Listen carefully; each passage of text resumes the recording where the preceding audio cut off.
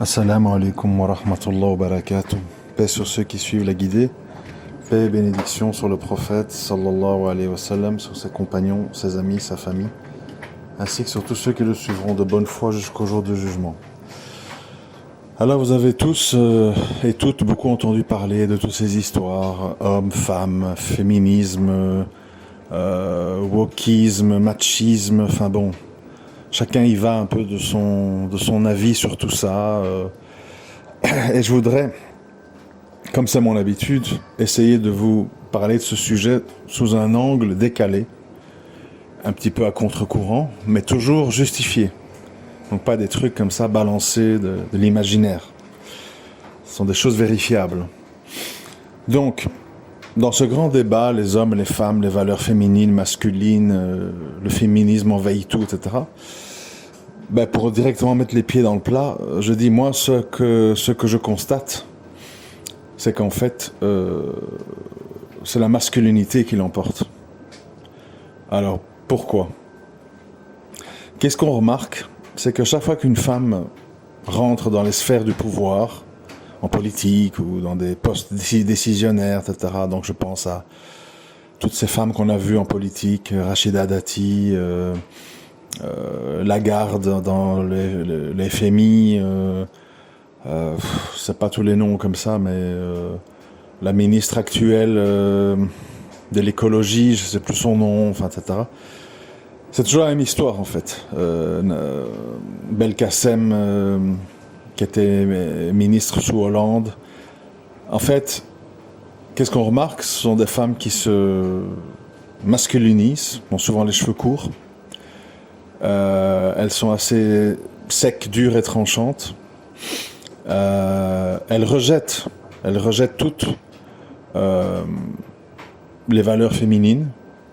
Être à la maison, prendre son temps, éduquer les enfants, faire la cuisine, être patiente, être douce, être gentille. C'est vu comme rétrograde, c'est vu comme moyenâgeux, c'est vu comme de la soumission. Et donc en fait, ces femmes, sans s'en rendre compte, font la promotion des valeurs masculines. Être ambitieux, déléguer le travail, être à l'extérieur, être sans arrêt en déplacement, être avec des vêtements ou des coiffures fonctionnelles, ne pas sans comment on appelle, être dérangé, on va dire, par toute une série de choses qui ne sont pas en phase avec leur carrière. Et donc, je répète, ce qui est mis en avant, c'est une idée très claire et très simple à comprendre. Pour qu'une femme réussisse, pour qu'une femme monte les échelles, elle doit devenir masculine, tout simplement. Et elle doit rejeter les valeurs féminines qui sont vues comme des valeurs dégradantes. Avoir des enfants, allaiter, tout ça c'est vu comme méprisable.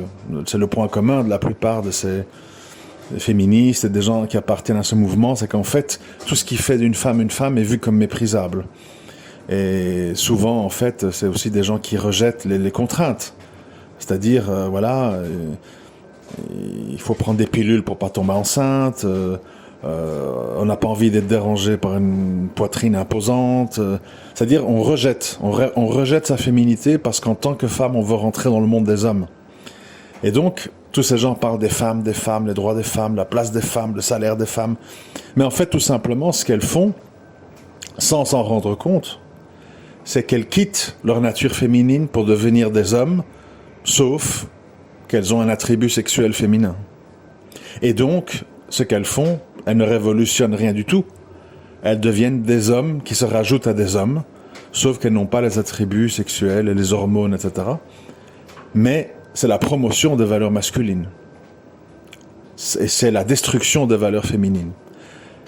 Ce qui pourrait fournir une explication à pourquoi on voit des hommes qui, face à ce spectacle, qui devient maintenant la norme. Maintenant, si vous allaitez, vous êtes à la maison, vous avez beaucoup d'enfants et tout, on vous voit comme une espèce de dégénéré, quoi. Qu'est-ce que tu fais ? Tu t'ennuies pas chez toi ? Oh là là, moi j'ai un gosse, j'en peux plus. Comment tu fais avec 3 ? Oh, c'est l'horreur, j'imagine, les couches, les trucs. Et bien sûr, ton mari, lui, il travaille, il est jamais là. Ben oui, il a la belle vie. C'est-à-dire, on te détruit psychologiquement. Si en tant que femme, tu tu mets en avant ta vie de femme.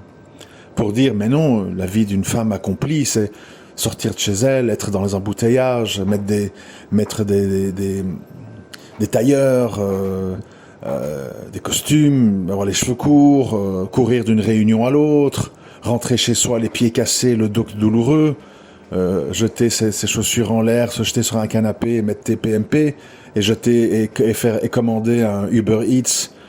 Puis si monsieur est pas content, il a qu'à se casser, je peux vivre sans lui. C'est-à-dire, en fait, tout simplement, dire aux femmes, devenez des hommes. Mais des hommes, en plus, des hommes, des hommes non accomplis, puisque c'est des hommes un peu mal dégrossis. C'est la caricature de l'homme, qui travaille, qui rentre chez lui, qui fout rien, qui aide pas, qui est égoïste, qui cuisine pas, qui lave pas, etc. Donc un homme un peu rustre. Donc on dit aux femmes, une femme qui a réussi, le modèle à suivre, c'est de devenir un homme rustre sous ta carapace de femme que tu vas masculiniser au maximum. Donc c'est une victoire masculine, cette histoire-là. Deuxième piste de réflexion par rapport à cette démonstration, on a fait croire, aidé par les femmes ignorantes, bêtes et stupides qui ne voient pas à long terme, mais à court terme. Bien sûr, je ne généralise pas, je parle de ce profil de femme-là, entendons-nous bien. On a fait croire à la société et aux autres femmes que ne plus se marier, prendre la pilule, avorter, s'inscrire sur des réseaux de rencontres, etc., c'était la voie à suivre, parce qu'il fallait plus subir, être la femme à qui on fait un gosse, et puis elle est trompée, et s'engager avec un homme qui finalement n'est pas sérieux, alors que soit on s'implique sentimentalement. Non, stop, arrêtez avec tout ça. On va relever la tête, nous les femmes, on est fortes. Et on va promotionner l'amour libre, la contraception, l'avortement, plus l'obligation de se marier, se verrouiller à un homme pour vivre ensemble, etc., etc. Très bien, en apparence. Mais dans le fond, à nouveau, c'est une réussite masculine, c'est une victoire masculine. Pourquoi ?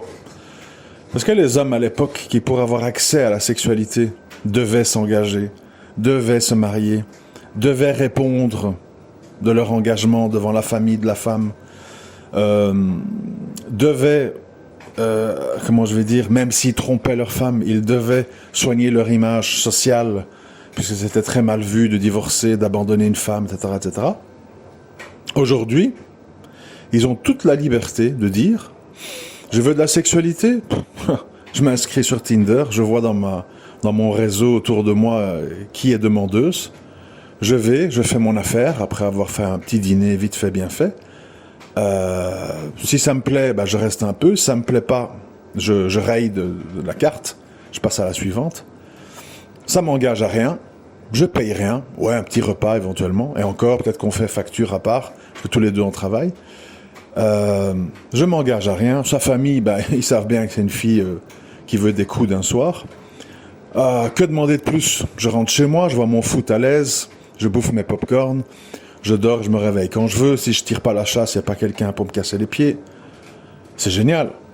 Et quand j'ai une petite envie, allez, Tinder, t'es dispo pour une petite soirée en amoureux ? Ça fait une semaine qu'on s'est pas vu. Ou bien il passe à une autre. Victoire totale. L'homme se délecte. L'homme irresponsable, pas le grand homme avec un grand H, celui qui s'engage, qui fait des enfants, qui éduque des enfants, qui supporte une femme, qui la seconde, l'apaise, l'encadre. Ça, c'est fini.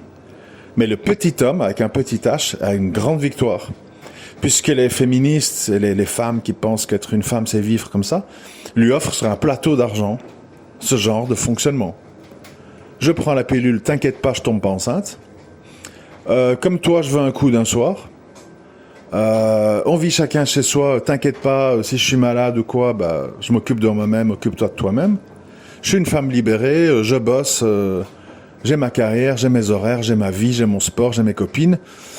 Pas besoin d'un homme dans mes pattes. L'homme dit, bonne nouvelle, super, enfin, j'ai le droit, j'ai l'accès à la sexualité sans les inconvénients. Je veux pas me taper les mauvaises humeurs, les maladies, les périodes d'indisposition, les ménopauses. Quand j'en ai marre, je switch. Si j'aime bien, je reste. C'est génial. Et tout ça, ça me coûte pas un sou. Je peux garder mon mode de vie, je peux garder mes potes, je peux me rouler mes joints. Et je dors et je me réveille quand je veux. Super! Grande victoire pour les hommes, avec un petit H précise. Alimentés, nourris, sponsorisés par des femmes qui se croient intelligentes. Alors ces femmes-là, oui, peut-être ça leur convient à un certain âge. 25, 30, 35 ans. Puis, sur Tinder et sur les autres, elles sont concurrencées par des plus jeunes, plus fraîches, plus ceci, plus cela, plus salopes, enfin tout ce que vous voulez. Elles dépérissent. Elles commencent à s'ennuyer au boulot. Il y a l'horloge biologique, j'aimerais bien un gosse. Et elles commencent à dire, bon je cherche un homme sérieux, la moitié de ma religion, tatati tatata. Oui, mais entre-temps, t'as créé et t'as alimenté une génération d'hommes irresponsables qui ont eu accès à la sexualité, à l'amusement, sans les inconvénients, sans engagement. Pourquoi est-ce qu'ils vont s'engager qu'une femme de 35, 40, 45 ans, qui est au port de la ménopause, qui n'est plus aussi avenante qu'une femme de 20, 25 ans, et qui en plus a des exigences. Il faut ci, il faut ça, il faut dire à mon père, il faut aller à la mairie, et ceci, et cela, et moi je vais choisir le nom de l'enfant, et moi je veux ça, et moi je veux ça, il faudra acheter tous les meubles Ikea, parce que je rentre pas dans un taudis. Enfin bref. Qui? Il n'y a plus personne. Bien sûr. L'homme dit, pourquoi je vais m'embourber dans des histoires avec une femme âgée qui vont me coûter un pont, où il y a plein d'exigences, je vais me faire critiquer du matin au soir, alors que j'ai accès à une sexualité, à de l'amusement, sans les inconvénients, en allant sur des réseaux, etc. Et puis voilà. Et c'est comme ça qu'on en vient à une société où tout le monde est célibataire, on fait plus d'enfants, et puis on pleurait, il y a le grand remplacement, bientôt tous les Noirs et les Arabes vont être partout. Oui, fatalement. Vos vieux vivent de plus en plus vieux, parce que vous les mettez dans des EHPAD avec des soins, avec des médocs, avec des trucs. Vous faites de moins en moins d'enfants, vous vous mariez de moins en moins. Fatalement, si quelqu'un vient avec un modèle de fonctionnement plus naturel et plus lié à la reproduction et de l'espèce, oui, il prend votre place, fatalement. Et donc, en fait, c'est une espèce de... Sans que les gens s'en rendent compte, on est au milieu d'un phénomène d'autodestruction dans lequel les gens croient que c'est du progressisme qui progresse. Et en fait, ils s'autodétruisent. Ils se font du mal à eux-mêmes, mais ça, on le sait. Ça, c'est les fameuses promesses, les fausses promesses de Shaitan, dans lesquelles ils tombent. Bon, eux, on peut comprendre, sont non-musulmans. Le problème, c'est que les musulmans tombent dedans maintenant. Ah non, moi, mes études, les hommes tous des bras cassés. Moi, s'il y a ça qui me plaît pas, je divorce. Puis alors après, je vous répète, 35, 45 ans. Allez, il est où le mec qui va m'accepter avec mes 3 gosses, tous mes défauts je suis en plein dépérissement physique, mais c'est pas grave. Il faudra marcher au pas. Hein. Attention, il faudra pas me parler de mariage Fatiha, polygamie, machin. Hein. C'est poubelle. Ah ouais, mais bon, là ça c'est le Père Noël, quoi. C'est-à-dire, t'es plus en phase, t'exiges beaucoup, et puis tu t'étonnes. Oui, tu vas tomber sur quoi les gars qui vont venir avec des fausses promesses. Oui, t'inquiète pas de polygamie. Oui, t'inquiète pas, on ira à la mairie. Oui, t'inquiète pas, etc. Puis bon, ils sont là, trick. Et au bout d'un certain temps, toutes les promesses volent en éclats. Les promesses, souvent, sont faites par des hommes qui ont faim et qui ont compris qu'ils n'ont peut-être pas accès aux jeunes filles, aux belles, etc., qui disent, bon, je me rabats sur les plus âgées, moins belles, je fais des fausses promesses, et je vais quand même, comme ça, j'arrive à mon but qui est de coucher. Et les femmes n'y voient que du feu. Et puis, j'ai tous des salauds, j'en étais sûr, on m'aura plus, maintenant c'est fini, je ferme la boutique. C'est shaitanesque, mais ça fonctionne. Ça fonctionne à plein régime. Et les gens se croient intelligents, hein, c'est ça le pire. Hein. Les hommes se croient intelligents. Et qui rigole? Vous savez, c'est qui rigole de cette affaire? Les hommes opportunistes, lâches et hypocrites. Ils sont dans une victoire totale. C'est super, quoi. Et il dit, moi je prends les petites jeunes, je goûte, je prends, je passe à une autre et tout. Quand elles veulent s'engager, je les laisse aux pigeons, qui eux vont les épouser et se ramasser l'emmerdeuse âgée au port de la ménopause qui va leur faire des gosses et leur casser les pieds matin, midi et soir. Et eux, ils sont au 7e ciel. Ils sont là avec leur petite trottinette électrique, FIFA 2023, leurs potes, leurs joints, leurs trucs, tout seuls, très heureux. Et quand ils ont des besoins, ils font des recherches sur le net. C'est eux qui sont heureux de la situation. Les autres sont tous foutus. Parce que ceux qui sont bien, quand ils sont jeunes et tout, les femmes veulent pas s'engager. Ah ouais, non, le mariage, c'est bon, j'ai vu ma mère, elle est devenue l'esclave de mon père, on m'aura pas. Moi, je fais des longues études, et puis ceci, et puis cela, puis ma carrière, on verra bien à 35 ans.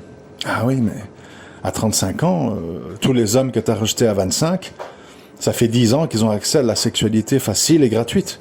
Ils vont pas venir chez toi après pour commencer à construire sérieusement une fois que tu es sur la pente descendante. Et voilà, et ça marche, et personne n'ose dire la vérité, tout le monde fait semblant, et on est là, il y a plein de sujets tabous, etc. Et la société coule. Je crois que déjà en Chine, maintenant, on est en régression de population, comme en Italie et en Allemagne d'ailleurs. Et le phénomène va s'accélérer parce qu'il y a de plus en plus de vieux, il y a de plus en plus de moins vieux mais qui ne font peu d'enfants, et il y a de plus en plus de plus jeunes qui non seulement font pas d'enfants mais se marient même plus. Et ils prennent des moyens de contraception et tout, et ils vivent une vie de grands adolescents jusqu'à 30-35 ans. C'est ça la société vers laquelle on va.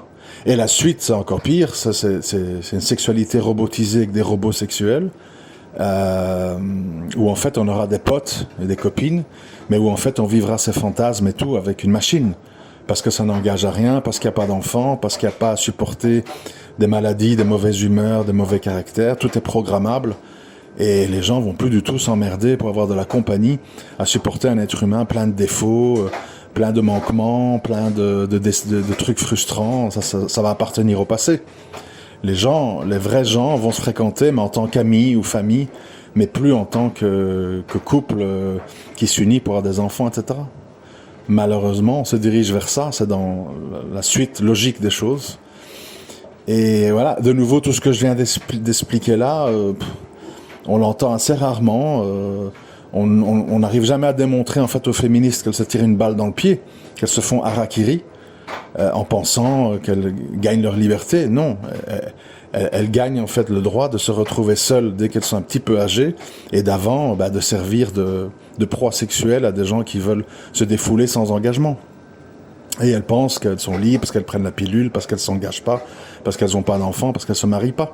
Mais ça sert qui en premier lieu? Aux hommes opportunistes. Pas aux hommes responsables qui veulent bâtir et construire une famille. Ceux-là, évidemment, se dirigent vers d'autres cieux. À très bientôt, Inch'Allah. Assalamu alaikum wa rahmatullahi wa barakatuh.